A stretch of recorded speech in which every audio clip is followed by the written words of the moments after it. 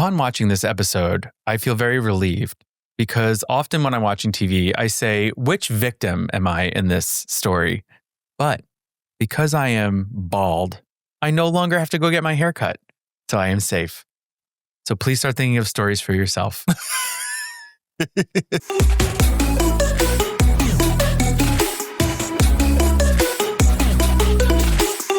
I'm Derek, that's Noah, and this is A Bite Of, and today we are talking about Doctor Who Season 2, Episode 5. Here we go. More than halfway through the season, sir. Yeah, now I can actually hold up a 5. That's right. I don't know numbers. I never claimed to be a mathematician, so, here we are. Yes, we are 3 episodes. Yeah, I think 3 episodes away from the finale of Doctor Who, or the 3rd episode of this is the finale. Feelings, thoughts, we got them for the 5th episode. Before we get into it, make sure you're following, make sure you're subscribing, make sure you're doing reviews, comment below, do all those wonderful, amazing things. But yeah, let's get into it. Spoilers for the latest episode of Doctor Who. Let us officially take a bite of Doctor Who Season 2, Episode 5, The Story and the Engine, written by Inua Alams and directed by Michaela McPherson. The Doctor and Belinda land in Nigeria, where the Doctor goes to visit an old friend. He finds a cryptic sign telling him to turn back. Once he enters a barber shop, he is trapped with a group of missing men who must tell stories in order to power a mysterious engine. So, sir, what did you think of Episode 5? I think this episode is very different and pushes a lot of new concepts for Doctor Who. I really enjoyed it. I love exposition-heavy episodes. I think the performances were off the charts here, and I really appreciated them. And not that we need to focus on, the Doctor's a woman, the Doctor's a person of color, the Doctor's a queer person, the person that's playing them, right? But I like that they acknowledge it, and especially telling stories of Nigerian roots with an actor that is Nigerian, I think is awesome. And this is the things that I love about Doctor Who. Like, I don't think we've ever had a story set in Nigeria for Doctor Who. So it's great, right? I think with it being exposition heavy, it's going to divide people. That some people might think it's slow. Some people might not like it. Some people will think it's amazing. So that's what Doctor Who's about, right? You like some, you don't like some. But here we are. Yeah, I think this was an interesting episode. Like you said, you brought up so many positives about this. I think the costuming, the sets, the way that they told the stories within this episode were really, really strong.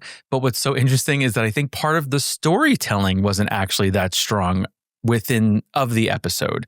Meaning, I think that the first half of this episode was really great, and I think it kind of got a little cumbersome, a little bit, it fell apart in the second half. So it's kind of 50-50 for me. Not that I thought that it was terrible, but looking at it from like a reviewer standpoint, I think that there were some things they could have done to either tighten it up or maybe let it breathe a little more. Yeah, I think the concepts and the story itself was bigger than one episode. And it's hard to really do a beginning and an end with something that seems this big and a lot of twists and turns in this episode. I feel that. I think I just liked it a lot, but I wanted more. And it's going to be one of those episodes where I have to watch it a few times to fully understand it. Because we watched the screener and really haven't had time to like watch it again. And I feel like a second watch will really benefit this story. And I'm not sure if that's a positive or negative because, again, I enjoyed it, but I can see where it's like, wait, what? That's kind of confusing. Or like, what are we doing here? But I think the concept of powering an engine with stories, sitting in the barber chair, having you tell a story, and if it's a good story powering the engine, we're good to go. We get the green light. If it's not, we can't power the engine. I think is such a cool concept. And just like you said, the showing the stories through that painting and through those images was just added a layer to it. Yeah, I think there's an interesting question at the heart of this of what makes a good story, right? What makes the engine go green? What is it about these stories? Is it the heart? Is it how personal it is? And, these men that are trapped there, they're scared that they're going to run out of stories. And the interesting thing is because they're trapped there, they might at some point run out of them because they're not out experiencing life. So there's a bit of a conundrum in here of these stories. But, so much in, I think, our lives is the value and the power of stories. Going to step on my librarian soapbox here. Just this week, Dr. Carla Hayden was fired from being the Librarian of Congress. And the reasoning that was given was that she was doing too much work with DEI and putting dangerous books on the shelves in the children's sections. So, which we know this is probably stories about BIPOC people, about gay people. And so there's the power of stories there, and how the regime that is running this country right now is afraid of those stories, right? So I think, although that's not necessarily what's being said in this episode, there is the power of stories and how there is such power to educating people. But what's really cool about this is that this whole setting of taking place in this barbershop. So the writer of this episode, Inua Alam, is of Nigerian descent and wrote a play called The Barbershop Chronicles that really centers on a barbershop as a community hub and the relationship a barber has with their patrons and when they come in and tell them stories. And so it's such a central part of our episode here. But of course, after they get their haircut, the patron's supposed to be able to leave the barbershop, which is, of course, not what happens here. But I did love, we have this mysterious barber figure here. And one of the details I loved was the trimmer that he had and how it looked. And I thought that was such a cool thing, and how they really zoomed in on that mask, on that face, on that trimmer. So how did you feel about the barber in this episode? Yeah, I think the concepts are really cool. The barber is an interesting character because I think I walked away being like, wait, who was he? And maybe that was the point, because at one point the barber, when questioned, says, I'm Loki, I'm Dionysus, I'm Anansi, I'm all of these things, these tricksters, these storytellers, right? People that are known for lying or, dealing with consumption of things to, exaggerate something. I think that's really interesting. And we do find out that it was just a demigod that was scorned by the gods and took what they made and wanted to get revenge on them, right? I thought that was really cool. The detail with the trimmer is awesome because it adds kind of new and old to this. Doctor Who is very much leaning into the fantastical. Ever since 14 did the Salt at the Edge of the Universe, it's kind of made things a little more mystical and magical. So I like that they're leaning into that. Do I think that we will see more of this barber? Maybe. I think it would be cool. There's a lot to explore here because there's multiple characters are intertwined with this, but I think this is the most we've heard about gods outside of like the pantheon.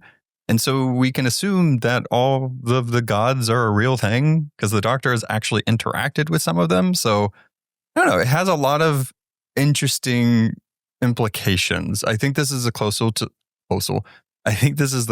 to Chibble's era, the one that did Jodie Whittaker, that we've gotten so far, like outside of his era. I did think it was fun to hear of the Doctor's stories of partying with all of those gods, and so when you are a being that can transcend time and space, you're going to have run-ins with these gods. And I liked that it was also gods from all different cultures, right? Not saying that, one set of gods is the real gods, but Doctor has been able to party with all of them. What a wild life the Doctor leads. There's one thing that I think is, because the stories and everything, that's a big central part of this episode. The one of the barber, the person that owns the shop, Oma, he tells the story of the Doctor, and it very much seems like a story that people would tell about a god or something like that. And the way that the Doctor almost, when he finds out that they're trying to defeat the gods, or like he's trying to get revenge on them, which would essentially erase them from all of history. It's a weird thing because it almost feels like Nshuti or the Doctor, I should say, is almost like, that's me too. Like, what am I without my stories? And so there's this weird parallel between like, is this like a complex the Doctor has, or is just something that's really close and dear to their heart? Like, do they also need the stories for them to live on because they're forever living at this point? I think it's an interesting concept to think about. Like, the Doctor's almost paralleling these gods themselves. We still don't know who the timeless children are, and we still don't know all of that. So, like, where did the Doctor actually come from? I think I don't know. maybe keep our eyes out on that. And even in that story, so I know that you said that they have released that story. I haven't read it, but in what is described in this episode, it does feel like he's a god, right? The whole village is on fire. He comes down in his blue box. He pulls out a hose. He puts out all the fire, and then he's like, "Love you guys. See you later." So he's there. He's a savior in that moment. So that's something that, yeah, he does feel like very much a powerful god who they talk about in legend, in myth, and when will he return to save them? Not to pat myself on the back, but. Early in the early aughts of A Bite Of, we used to have special segments, and there was the Oh My Trickster God segment, which was when we covered Loki. So if you want to hear about more trickster gods, please, by all means, go back and listen to that season. What a throwback. Yeah, right? We used to do the special segments at the end of the episodes just for fun, just for funsies. You would listen to us for over an hour and it'd be like, wait, one more thing that has There's nothing. more. Yeah. I mean, I don't think anything will ever beat there's another edition of Bird Facts, but anyway. I still think about that every time. Yeah. So I do like the addition of, I just think that whole scene with when he's lying to them, obviously, but saying how he's all these different gods and just the transitions between those gods and what they look like. It's just amazing. The visuals, again, I can't praise them enough in this season. I think that they're really going all out in some of this. And next episode, the song intergalactic or interstellar song contest looks to be another stunning episode. Yeah, that's going to be really cool. But kind of talking about the Doctor's relationship even more, we have a character here named Abena, who we learn is, I believe, the daughter of Anansi the Spider, who's a trickster god. And another thing that we have seen, I think, within these last 2 seasons is how the Doctor affects the lives of those around him. And so Abena has a chip on her shoulder against the Doctor because she was left behind. I would say more of a vendetta. A vendetta. Or just, I don't know. She's mad. Yeah, she's mad. Yeah. And so we see the Doctor in that moment when he realizes who she is, kind of going through that feeling of here's another life I have affected, and not necessarily in a positive way. And then we get a glimpse of the fugitive Doctor. Yeah, this is interesting. And I don't know if we'll ever get the answer to this, or maybe it's in the Unleashed episode or something. So the fugitive Doctor played by Joe Martin.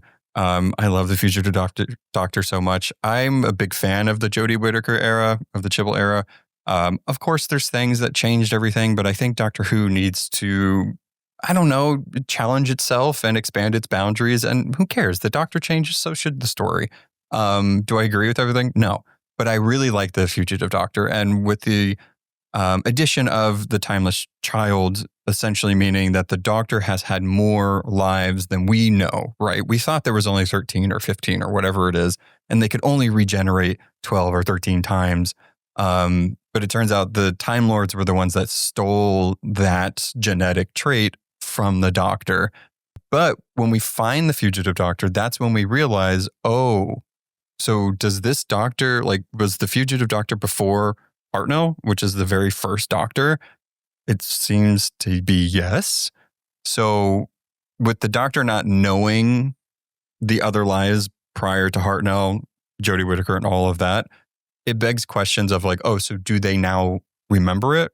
Or did our current Doctor remember Abby here and being the Fugitive Doctor because they're in this story engine? Was it a situational thing?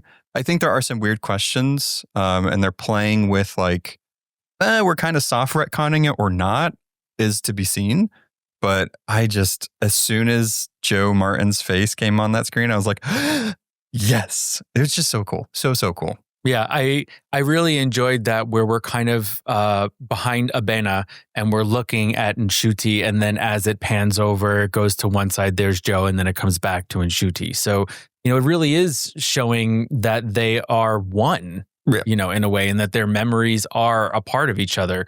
So, yeah, that was a really cool part. But I think if you're looking at it from the world and the universe of Doctor Who, there are definitely some questions there. Yeah, and I like that they almost explained it because Abena is very much like, you left me.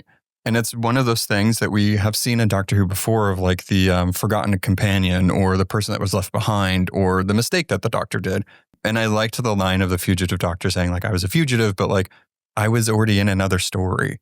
Like that another story was happening and I couldn't, so I'm curious if I believe she says a line of something like has yet to be told, or like maybe we'll find out.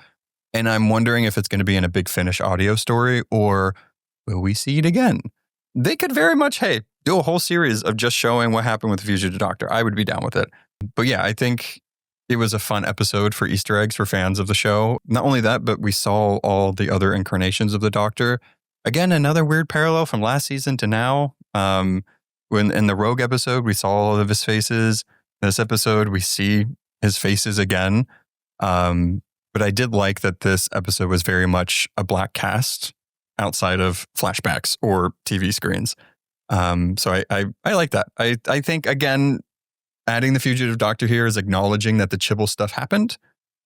How far it will go, I don't know. We'll see. One of the things that I was a little disappointed in this episode, and I'm still hoping will change, is that at the beginning of this season, I was really hoping that Belinda would be a more actionable character.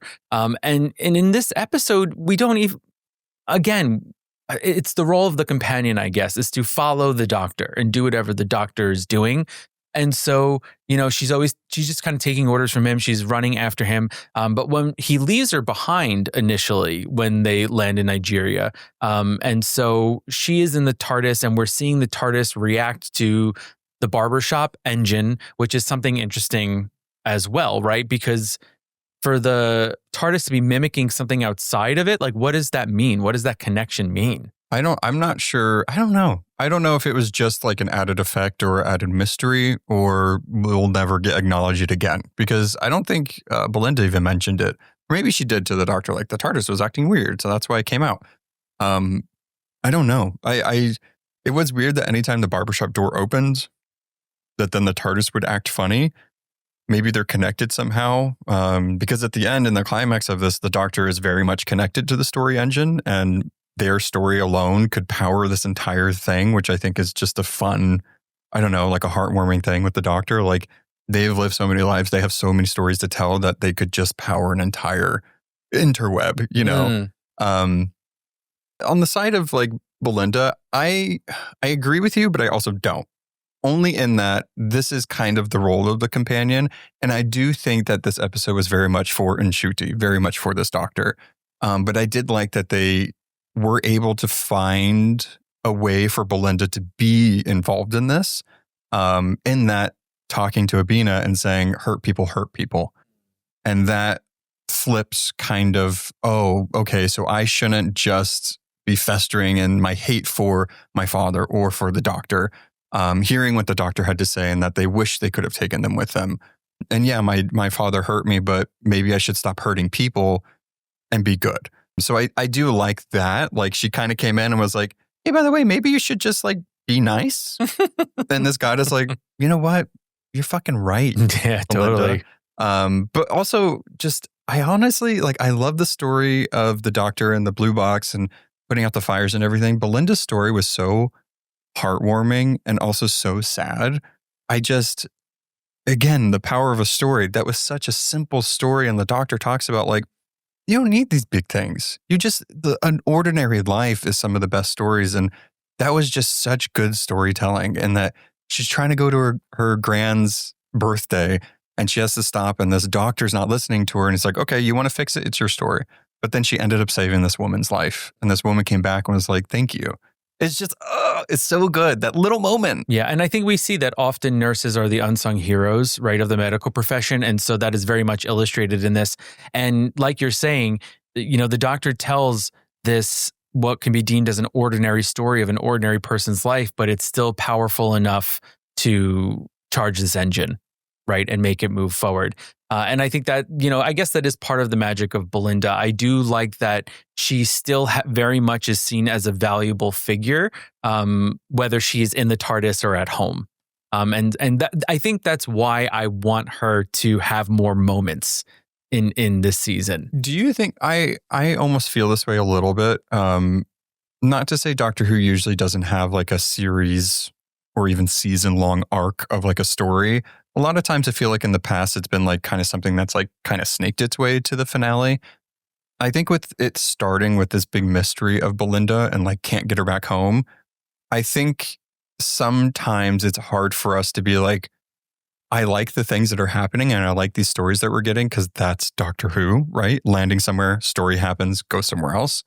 But I think what I'm feeling with this Belinda stuff is love everything about the actor and the character.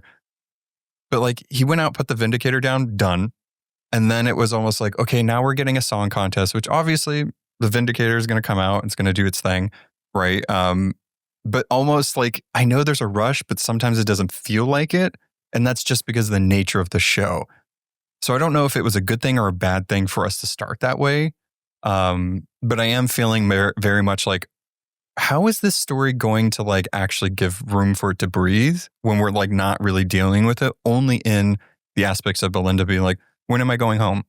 And then it goes into the story of the episode. So I don't know. I think there is some weird structural things, but I'm hoping the 2-parter finale is going to give enough time for like the story to really pay off. I mean, if we think about it, right?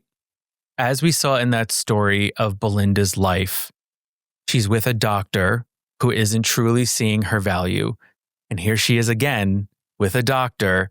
And not that I don't think he's seeing her value, but her problem is not as big as all the stuff he wants to deal with, right? Because they land here and she's like, all right, well, go have fun, right? And whereas she wants to go home.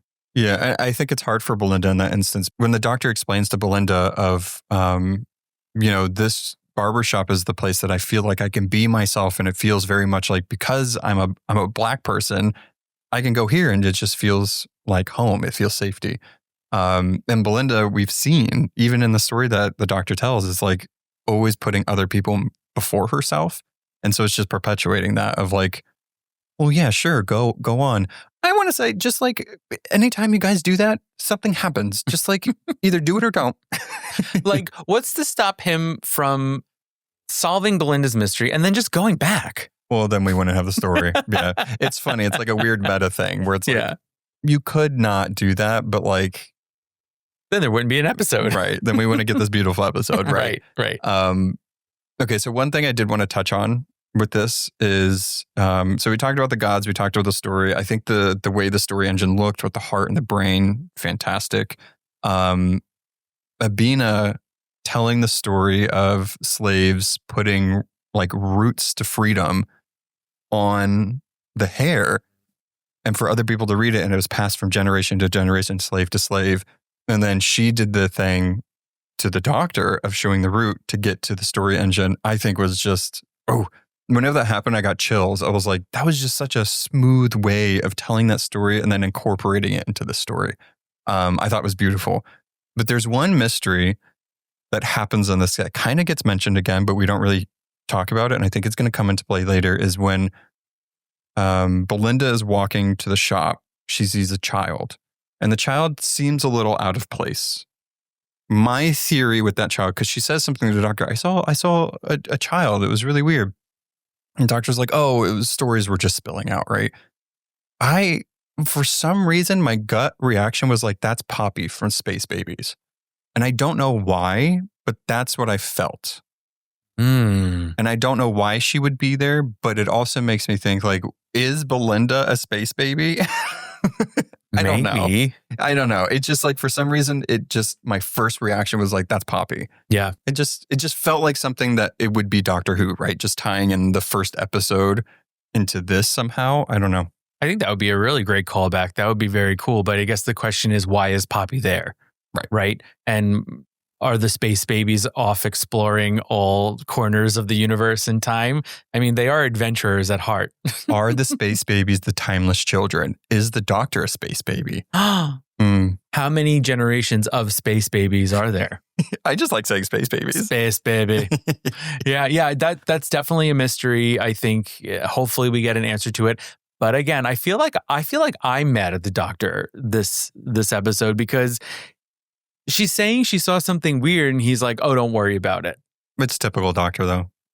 until it bites them in the butt. Why don't they ever listen to their companions? They do, only when the story needs it. Yeah. Rude. So, final thoughts. Let's get to final thoughts of this. Oh, we did get a Mrs. Flood sighting, of course. I think she's been in every episode so far, just like Susan Twist was in every episode last season. She was in Belinda's story, which, again, very weird that Mrs. Flood is involved with the companion so much. But final thoughts, I think, again, conceptually and storytelling wise, great. There was some interesting moments where maybe it was solved a little too quickly. Exposition was good and also not good, but I think overall an excellent episode for Doctor Who. Overall, I thought it was a good episode, but my main problems are really with how things were tied up at the end.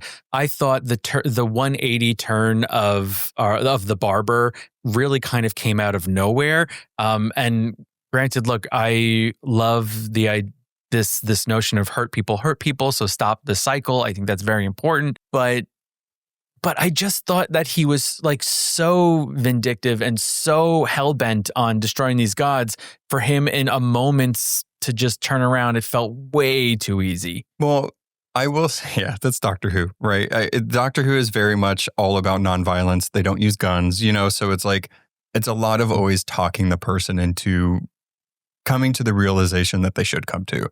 And sometimes in this case, it just feels a little out of place because the highs of them being so sought out for revenge is so high that when they do finally become good or get defeated, it does seem a little quick. And I would say that's kind of a criticism with Doctor Who as a whole, especially with these almost self-contained episodes, which is a bummer because everything leading up to that point was so good. Yeah. That I think in like 40 minutes, they had to be like, well, how do we do the turn? I don't know. He saw the error of his ways, And if only it were that easy, that would be a beautiful thing. Yeah. Okay. So next week we have the song contest, which very excited for. The next time on that was just so intense. And also it takes place during Eurovision. So, Yeah, they time things out real good. And right, there's like that May 20-something date. Does Doctor Who end on the May 20-something date? Well, they're we have trying two to get back episodes to? after May 24th. May 24th. Right? Yeah. So maybe the first one will land on May 24th and then the next one will finish after that. I think it's in the middle of the week, maybe. Huh? I don't know. We'll see. All right. Calendars. Yeah. Get your calendars. All right. Let us know what you thought of the story in the engine. Oh, just the title of the episode. So good. Yeah. But see you next time. And then go listen to our Loki season and then you can hear the special segment and then tell us who your favorite trickster god is. Yes. Loki season 1. There is no video for that one. Apologies, but you can just hear our voices. Yes. All right. Till next time. Goodbye.